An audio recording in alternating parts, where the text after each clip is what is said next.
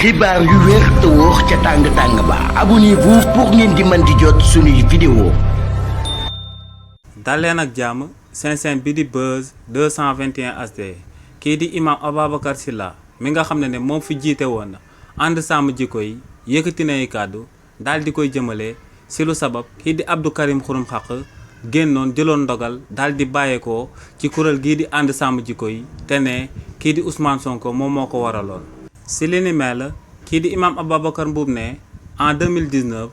ginnaaw bañ jibee woon élection présidentielle yi ñu fi daan amal ne kuréel gi ñu dippee ànd sàmm jikko yi dafa organiser woon akub réunion ngir daal di àddu jëmale ko ci élection yi. nee nag kii di Abdou Karim Xurum Xaq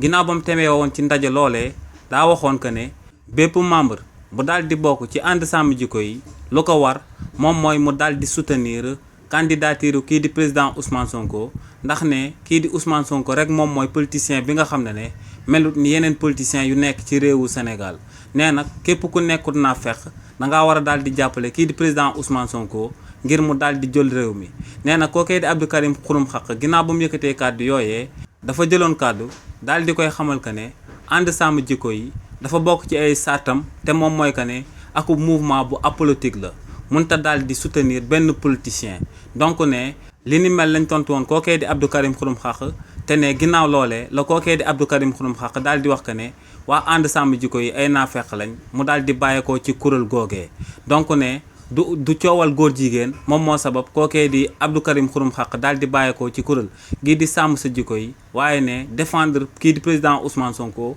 moom moo sababoon kookee di Abdou Karim